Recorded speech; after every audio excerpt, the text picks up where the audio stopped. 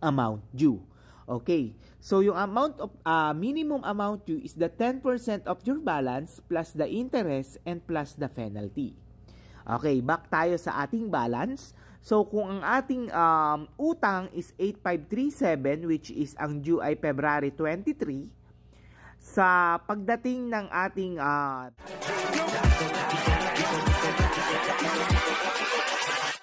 hold up.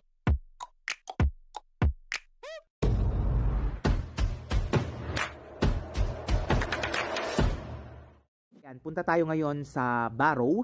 Tapos pagkapunta natin sa borrow, punta tayo sa G-Credit. Okay? Kapag nasa G-Credit na tayo, so ipapakilala ko sa inyo, ito, due ako ng February 23, which is yung 8537. So, 8537 use out of 14,400. So, yun nandito na tayo 8537 out of 14,400 pesos. So, ibig sabihin yan, yung limit ko sa G-Credit ay 14,400 at ang nagamit ko na ay 8537. So, ano ba ang billing details? So, ito po yun. So, ang billing details ko is January 8, 2025 to February 7, 2025. So, ipapaliwanag ko sa inyo mamaya kung paano natin yan mababasa. So, unpaid charges, so ito yung mga hindi ko pa nababayaran, na ginamit ko last billing. Then, ayan yung hindi ko pa nababayaran. Then, ito yung due natin, so which is pwede natin siyang bayaran hanggang February 23.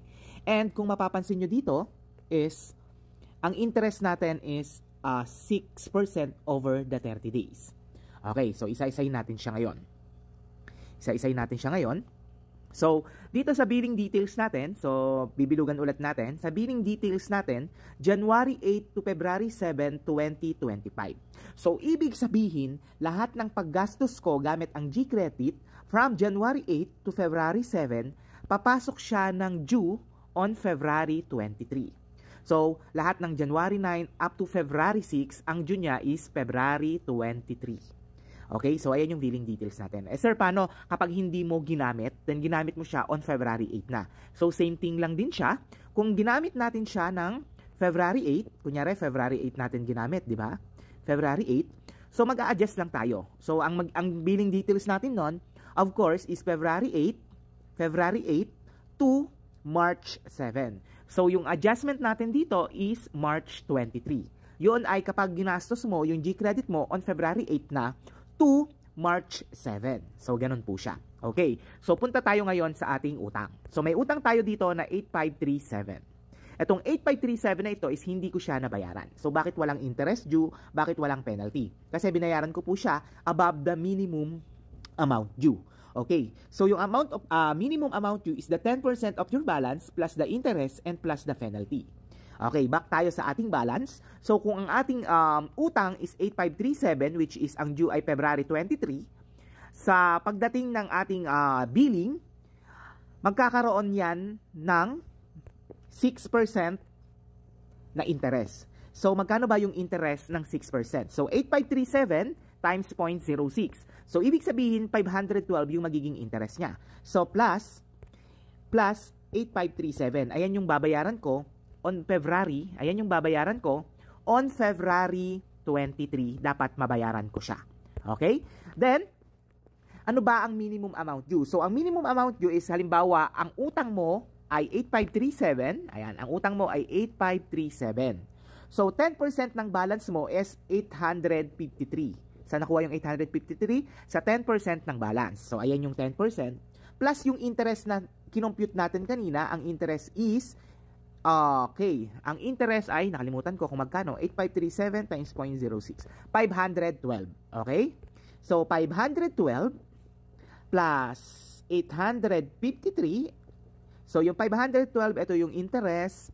Yung 853, ito yung 10% ng balance. Okay? Then, yung penalty means, ito yung mga late payment. Kapag nag-late payment tayo, even one day, nagkakaroon tayo ng penalty. So, since hindi tayo nalalate, wala tayong penalty. Okay? Then, i-add mo lang siya. So, para mag-advance tayo sa pagbabayad, i-add mo si 853 and si 512.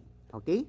853 plus 512. So, 1365 yung iyong minimum amount due. So, ang minimum amount yung mo is 1,365. So, pwede bang, ang tanong dyan, pwede bang ang bayaran ko lang, sir, ay yung minimum amount due? Yes, pwede mong bayaran yung minimum amount due na 1,365. Pero remember na hindi mababawasan o hindi masyadong kalakihan yung mamabawas sa utang natin. Kaya lagi kong ina-advise na once na magbabayad tayo ng minimum amount due, ang gawin natin is para makalampas tayo sa utang na ito, lampasan natin. Pwede tayong magbayad ng 1,500, ng 2,000 para mabawasan din yung iyong minimum due at hindi tayo mabaon sa utang na paulit-ulit lang na nagbabayad ka lang ng interest at minimum amount due. Okay, sana naintindihan nyo yan. So, ibig sabihin dito sa akin, meron akong utang, ito yung pinaka-summary, meron akong utang na 8,537. Ang due date ko ay February 23, 2025.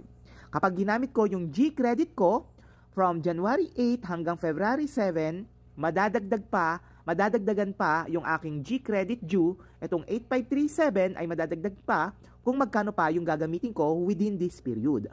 Pero kapag ang ginamit ko ang G-credit ko on February 8 na, hindi na siya madadagdag dito. Hindi na siya madadagdag. Kasi papasok na siya sa period ng papasok na siya sa period ng February 8 to March 7.